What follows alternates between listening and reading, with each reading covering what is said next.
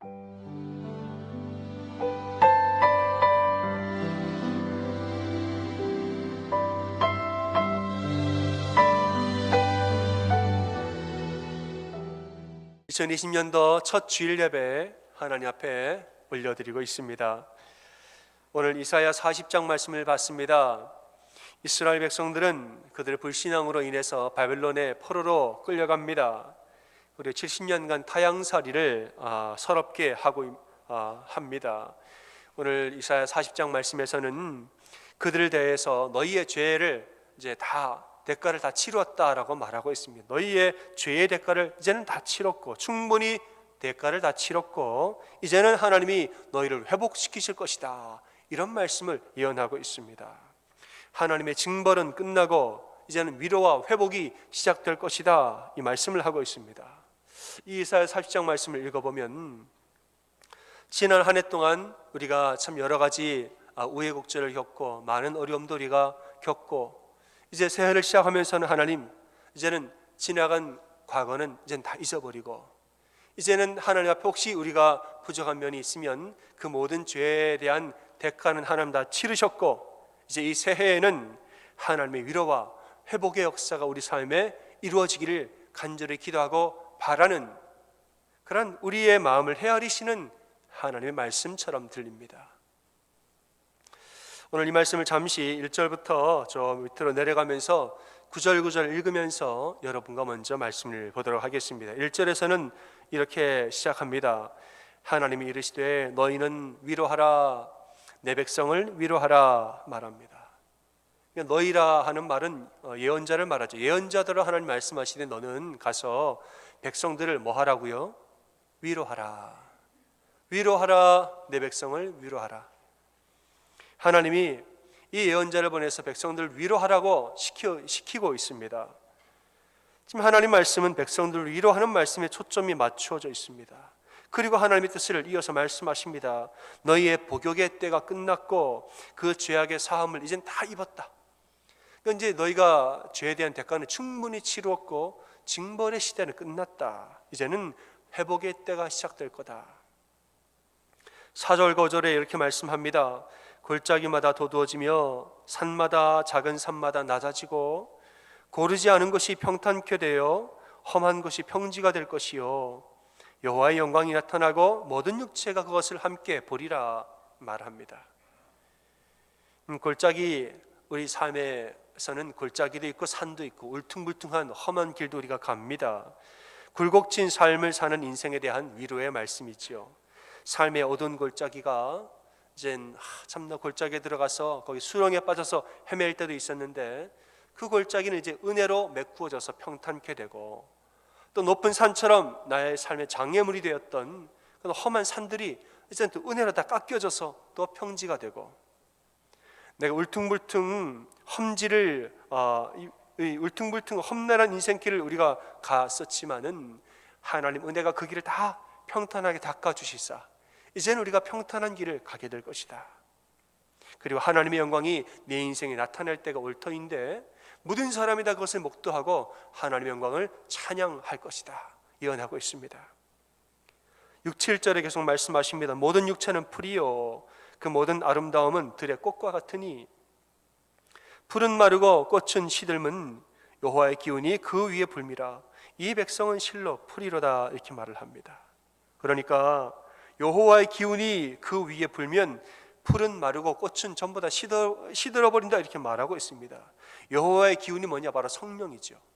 성령의 바람이 불면은 우리에게서 있었던 풀은 다 금방 마르고 꽃은 시들어버린다. 이 풀과 꽃은 뭐냐? 그것은 바로 실로 백성들이다라고 말합니다. 말하자면 이 풀은 우리가 가지고 있는 모든 육체의 능력들을 말합니다.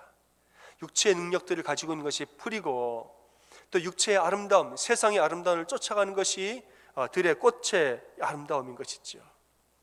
하지만은 성령의 바람이 한번 불면 이 세상의 능력과 허망한 아름다움은 전부 다 사라지고 무엇만 남습니까?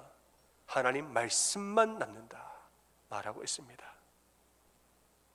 우리가 고난을 당할 때는 우리 마음속에 참 별의별 생각들이 다 듭니다.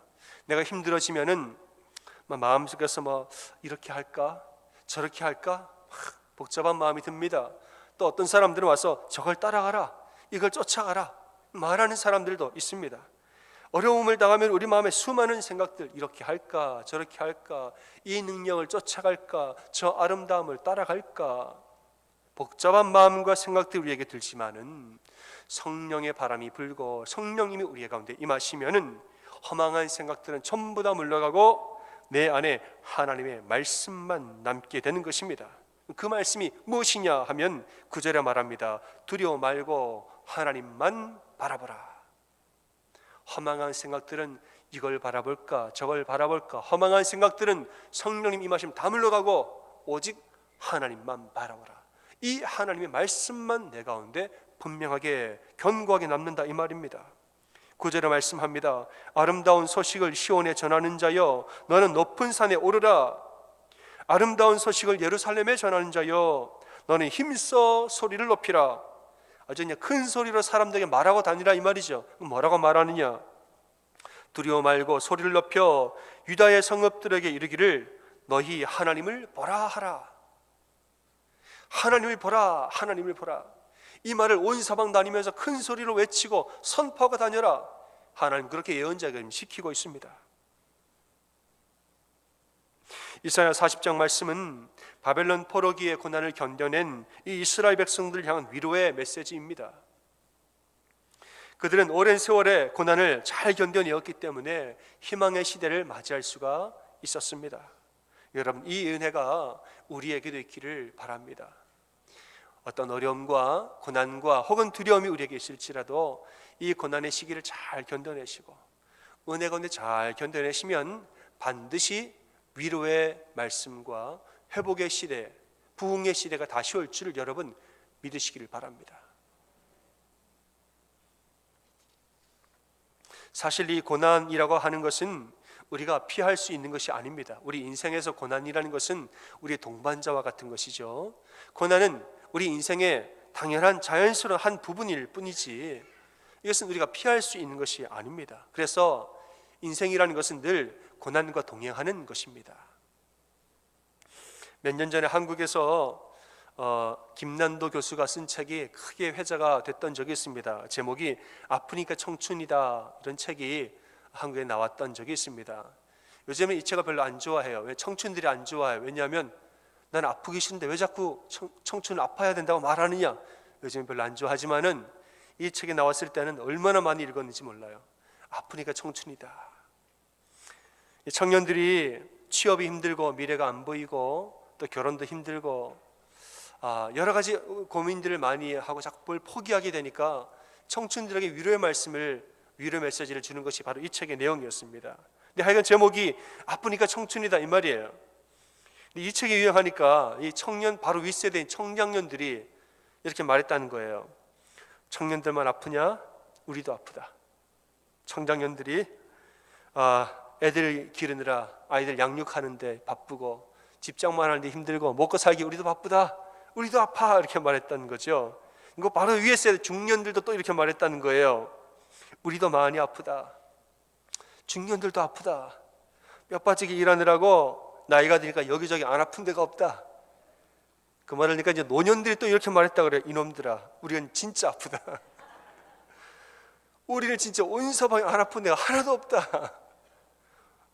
노년분들 이렇게 말했다는 거예요. 근데 이 얘기를 듣고 또 어린 아이들이 말했다는 거예요. 우리도 아파요. 학교 가가지고 학교 끝나면 학원 가고 피아노 가고 태권도 도장 가고 우리는 이 나이에 놀 시간도 하나도 없고 우리도 마음이 아파요. 아이들도 말했다는 거예요. 전부 다 아프대요, 여러분. 여러분, 인생은 태어나면서부터 하늘나라 가기까지 아파요. 아파요. 그런데 또한 우리는 아프지 않을 수도 있다는 것이 뭐냐 하면 하나님의 은혜로 이 고난을 우리는 이길 수 있기 때문에 아프지 않을 수가 있다는 것입니다. 하나님의 은혜는 뭐냐? 고난을 피하게 하는 것이 아니라 고난을 이기게 하는 것입니다. 고난을 피하는 것이 은혜가 아니라 고난을 이기게 하는 것이 바로 하나님의 은혜라는 것이에요. 고난은 우리가 떨칠 수가 없는 것이지만 그래서 우리가 늘 아프다 은혜가 없으면 평생을 아프다고 말만 할 겁니다. 하지만 은혜가 임하면 그 아픔들을 이겨내면서 살기 때문에 감사하고 행복한 삶이 살게 되는 것입니다. 우리가 고난을 두려워할 필요가 없는 이유가 무엇입니까? 바로 하나님이 계시기 때문입니다.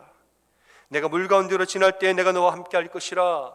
강을 건널 때에 물이 너를 침몰하지 못할 것이며 내가 불 가운데로 지날 때에 타지도 아니할 것이요 불꽃이 너를 사르지도 아니할 것이니 대전하는 여호와 내 하나님이요 이스라엘의 거룩한 이여 내 구원자임이라 말씀하고 있습니다. 여러분, 우리가 살다 보면 강을 건너고 불을 지나가는 것은 그저 자연스러운 일입니다. 우리 언제까지나 강을 돌아갈 것이 아닙니다.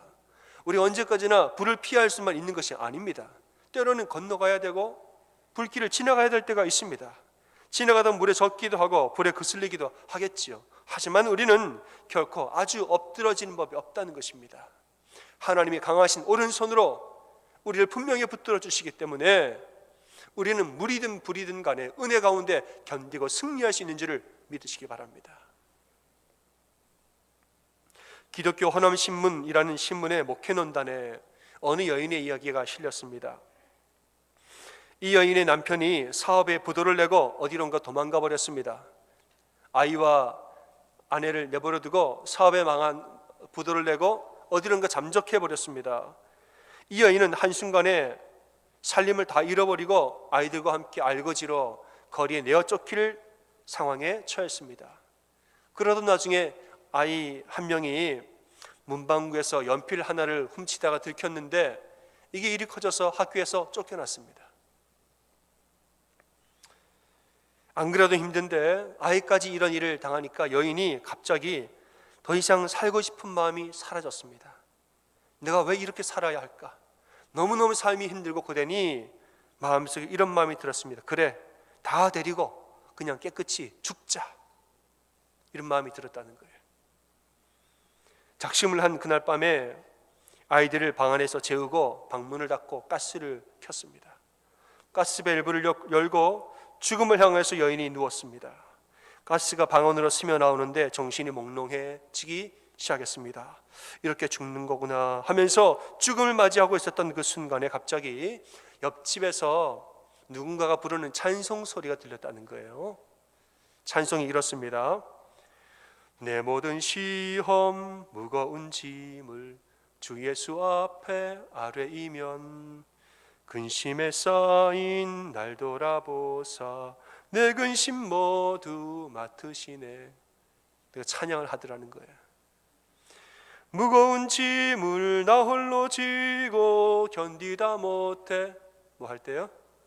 쓰러질 때 불쌍히 여겨 구원해 줄이 은혜의 주님 누굽니까? 오직 예수. 아멘. 가스를 열어놓고 가스를 마시면서 몽롱하게 죽어가고 있는데 몽롱한 가운데서 이 찬양을 들으면서 나를 구원해 줄리 은혜의 주님 오직 예수. 이 찬양을 들으니까 이런 생각이 갑자기 들었다는 거예요. 그래, 내가 죽을 생각은 하면서 왜 기도할 생각은 못했을까? 이런 마음이 들더라는 거예요. 그래, 내가 아이들 다 데리고 죽을 각오는 했으면서 왜 기도해 볼 각오는 안 했을까? 그런 마음이 들더라는 거예요. 몸을 일으켜서 아이들을 방 밖으로 밀어내고 기어가서 가스밸브를 잠갔다는 것이에요. 그리고 방 한가운데서 무릎을 꿇고 기도하는데 눈물이 왈칵하고 쏟아졌다는 것입니다. 그날로 용기를 다시 내어서 시골로 내려가 빈집 하나를 얻어서 거기서 새로운 삶을 꾸리기 시작합니다. 먼 훗날이 되어서 아이들은 전부 다 장성했는데 훌륭하게 다 자녀들이 장성을 했습니다. 이 여인이 자기의 수기와 같은 책을 근심이여 안녕이라는 책을 쓰고 이 책의 말미에 이렇게 적었습니다. 100번의 탄식보다 한 번의 기도가 당신에게 기적을 가져다 줄 것입니다. 100번의 절망보다 한 번의 믿음이 당신의 운명을 바꿉니다. 이렇게 적었다는 것이에요. 여러분, 100번의 탄식보다 한 번의 기도가 나를 살리는 줄 믿습니다. 100번의 절망보다 한 번의 믿음의 행동이 나를 살리는 거예요. 고난이 왔다고 탄식하는 사람은 평생 탄식만 하다 살 겁니다. 고난은 늘 있는 법이니까 고난이 와서 탄식을 하면 평생 고난만, 평생 탄식만 하고 사는 거예요. 그러나 기도하는 자는 그 고난을 이기고 승리를 누리며 사는 줄 믿습니다. 왜냐하면 하나님의 능력은 고난보다 크기 때문이죠. 왜냐하면 하나님은 나를 너무너무 사랑하시는 분이기 때문이죠. 왜냐하면 하나님은 나를 결국 희망으로 인도할 뿐이기 때문입니다. 여러분, 바벨론 포로 생활은 영원하지 않습니다. 우리가 다니엘서도 봤고 여러 예언서들을 보면 나오지만은 이 기한이 분명히 정해져 있다라는 말을 계속 암시하고 이야기를 합니다. 다른 말로 말하면 바벨론 포로기 이 기간은 영원하지 않고 기간이 정해져 있다는 것이에요. 다른 말로 말하면 이 기간이 끝난 우리는 회복의 때를 맞이하게 될 것이다라고 말하고 있는 것입니다. 여러분, 고난의 시간은 영원한 법이 없습니다. 고난이 끝나면 하나님의 회복의 때를 분명히 주시는 줄 믿고 우리는 삽니다. 그러니까 여러분, 기도로 견디는 자들에게 하나님은 위로를 선포하실 것이고 기도로 나아가는 자들에게 하나님은 회복과 희망을 선포하신 줄 믿습니다. 여러분, 우리는 고난 자체를 바라보기 전에 하나님을 먼저 바라볼 줄 알아야 합니다. 고난 자체에 집중해서 그것만 바라보지 말고 눈을 들어서 우리 하나님을 바라봐야 하는 것입니다. 하나님은 예언자에게 이렇게 명령합니다. 아름다운 소식을 예루살렘에 전하는 자여, 너는 힘써 소리를 높이라. 그냥 말하자면 있는 힘 없는 힘 다 짠이어서 큰 소리로 말하라 이거예요. 두려워 말고 소리를 높여서 유다의 성읍들에게 이르기를 너희 하나님을 보라 하라 이랬어요. 너희 하나님을 보라 하라. 백성들이 엉뚱한 것을 보면서 두려움에 갇혀서 떨면서 살지 아니하도록 그들이 정신을 번쩍 차릴 수 있도록 큰 소리로 너희의 하나님을 바라보라라고 선포하고 소리치며 다녀라 말하는 것입니다. 이 말씀을 읽으면서 저는 광야에서 백성들이 불뱀에 물렸던 사건이 떠올랐습니다. 그들이 출애굽한 다음에 광야에 있을 때 하나님이 하도 백성이 말을 안 들으니까 불뱀을 보내서 그들을 물게 했습니다. 고난당했지요. 불뱀에 물린 사람은 죽어갑니다. 뱀의 독이 퍼져서 온몸에 퍼져서 죽어가고 있는데 하나님 말씀하십니다. 놋뱀을 만들어서 그것을 장대 위에 달아서 저 높이 세워라. 그리고 말씀하십니다. 이 놋뱀을 보는 자마다 살 것입니까? 죽을 것입니까? 살 것이라고 그랬어요. 이 놋뱀을 보는 자마다, 뱀에 물린 자마다 그것을 보면 살리라 이렇게 말했습니다. 이 놋뱀은 뭐냐? 그냥 놋뱀이 아니에요. 이 놋뱀이 바로 우리 하나님이신 것입니다. 어려움을 당해서 죽어가는 사람들마다 하나님을 바라보면 살리라 이 말이에요. 오늘날 신약 시대로 말하자면은 이 놋뱀은 누구냐 하면 우리 구주 예수 그리스도, 다른 말로 그분의 십자가인 줄 믿습니다. 저는 우리 교회 십자가를 만들 때에 그 이야기를 들었습니다.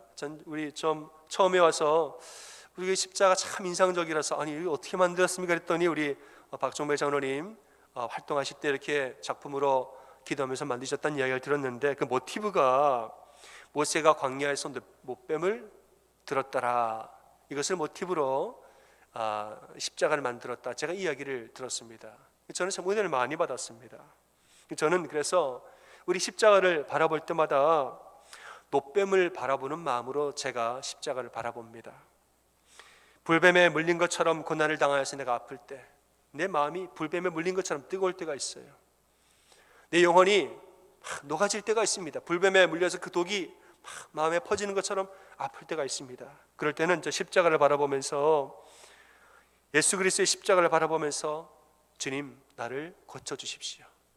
그것을 바라보는 자는 살리라고 말씀하셨으니까 십자가를 바라보는 자는 살리라, 그 말씀을 기억하면서 주님 내 마음을 고쳐주십시오, 주님 내 심령을 살려주십시오, 기도하는 마음으로 십자가를 바라봅니다.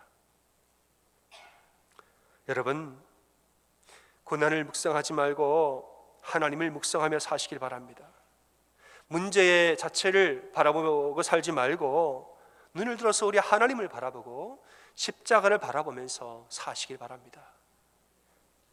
이것을 바라보는 자마다 살리라 말씀하셨는데 놋뱀을 바라보는 마음으로 십자가를 바라보면서 여러분 기도하십시오. 하나님을 바라보는 자가 승리하는 것입니다. 우리가 문제 자체를 바라보면 머리가 복잡해서 못 삽니다. 문제라는 것이 원래 복잡하니까 문제인 거예요. 복잡하니까 안 풀리죠. 안 풀리니까 문제인 거고요. 그거 바라보고 있으면 머리가 아파옵니다. 그러나 여러분, 하나님을 바라보면은 살 길이 열리는 것이에요. 퇴근한 아버지가 집에 들어왔습니다. 아버지가 이제 집에 들어와서 좀 쉬고 싶은 마음이 있었겠지요. 그런데 아들이 달려와서 아빠를 조릅니다. 아빠 같이 놀아요. 아빠 놀아주세요. 아버지가 좀 쉬고 싶었습니다. 근데 안 놀아준다고 말은 못하겠고 꾀를 냅니다. 그래, 놀아는 주겠는데 한 가지 조건이 있어. 네가 이걸 다 해내면 그 다음에 같이 놀자 그랬어요. 이게 뭐냐 하면은 아이 방에 가서 오래된 세계지도 큰 걸 하나 가지고 왔습니다. 아이는 지도 몰라요. 아이 방에 가서 큰 세계지도를 하나 가지고 와서 그걸 막 찢어놔요. 갈기갈기 퍼즐처럼 찢어놓고 너 이거 다 맞히면 그 다음에 아빠가 놀아줄게. 지도를 모르니까 아이는 몇 시간이 지나도 못 맞추는 거예요. 이거 다 맞히면 그때 아빠랑 놀자.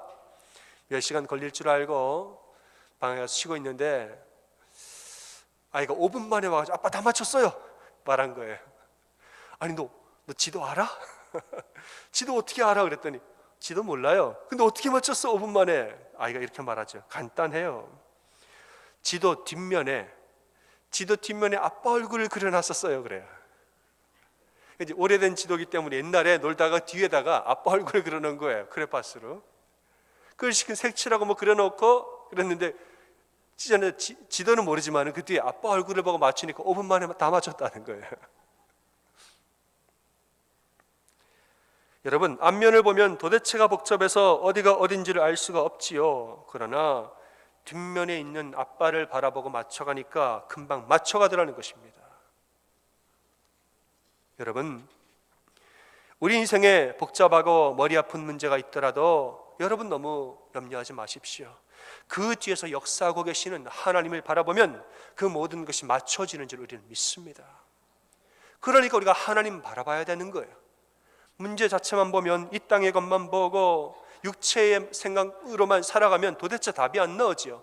그러나 우리 서로가, 남편도 아내도 우리 모두가 다 함께 하나님을 바라보면서 그 뒤에 역사하신 하나님 앞에 기도함으로 나아가면 육체의 욕심으로 풀리지 않던 문제들이 하나님의 은혜로 전부 다 풀려지는 것을 우리는 경험하게 됩니다. 사랑하는 여러분, 올 한 해도 하나님 바라보고 사시길 바랍니다. 올 한 해도 고난은 올 것입니다. 그러나 고난은 피하는 것이 아니라 이기는 것입니다. 이스라엘 백성들은 70년 바벨론 포로 생활을 피하지 아니하고 은혜 가운데 이겨냈습니다. 어떻게 이깁니까? 은혜로 이기고 기도로 이기는 것입니다. 그리고 때가 차면 하나님은 반드시 회복의 때를 선포하시고 희망과 승리의 때를 선포하시는 것입니다. 여러분, 100번의 탄식보다 한 번의 기도가 낫고 100번의 절망보다 한 번의 믿음의 결단이 나은 것입니다. 특별히 우리 교회가 올해는 예전에는 안 하던 것을 하나 하려고 합니다. 바로 신년 특별 새벽 기도회 올해는 좀 하려고 그래요. 작년에도 안 했고 아마 그 작년에도 안 한 걸로 제가 압니다. 신년 특별 새벽 예배를 이제 내일부터 6일 동안 새벽 예배를 드립니다. 이렇게 한 주간 신년 특별 새벽 예배를 드리는 이유는 너무나도 간단합니다. 이 한 해 동안 하나님을 바라보고 살겠노라 우리가 다짐하고 기도하는 거예요. 하나님, 제가 이 한 해도 하나님만 바라보고 살도록 나를 도와주십시오. 하나님 앞에 간구하는 거예요. 여러분, 기도하면 참 좋은 줄을 믿습니다. 기도하면 참 좋아요. 기도하면. 제가 우리 교회에서 사역을 하면서 제 기도 제목이 늘 있는데 우리 성도님들이 기도의 불이 좀 붙었으면 좋겠다 하는 그 제가 기도 제목이 있습니다. 하나님, 우리 교회 성도님들 기도불이 점점점 붙어지기를 소원합니다. 참 감사한 것은 뭐냐면은 요즘에 보면 우리 성도님 기도하시는 걸 보면 점점 계속 기도의 불이 계속 붙고 있는 걸 제가 봐요. 어떤 이유에서인지 우리 여러분 다 기도하시는 분인 것은 제가 알지만은 어떠한 여러 가지 이유 때문에 제가 왔을 때는 여러분 기도불이 잘 안 붙더라고요. 성냥을 붙여도 잠깐 타고 말고 제가 불을 붙여도 타고 말아요. 근데 요즘 보면은 그래서 하나님이 지긋하게 불을 붙이시는데 스스로 그 기도불이 스스로 붙어서 계속 기도하는 분들이 계속 생겨나는 것을 제가 보고 참 감사하고 있습니다. 여러분, 옆 사람 기도에 불이 붙으면 내 기도도 불이 붙는 거 아세요? 합심 기도가 그래서 좋은 겁니다. 나 혼자 기도하면 나 혼자 불 붙여야 돼요. 그러나 합심 기도하면 옆 사람이 불 붙으면 나도 같이 붙는 거예요. 그리고 둘이 같이 붙으면 그 불이 더 크게 되는 거지요. 합심 기도가 그래서 좋은 겁니다. 우리가 신년 특별 새벽에 왜 같이 모여가지고 집에서 기도하면 되지요. 모여서 기도하자는 거예요. 왜냐하면 같이 모여서 합심으로 기도해서 함께 우리 기도의 불로 나아가자는 것이지요. 기도하면 너무너무 좋아요. 사랑하는 여러분, 이제 시작하는 2020년도 이 한 해도 하나님을 바라보고 기도함으로 사는 여러분 되시기를 주님의 이름으로 축원합니다. 아멘.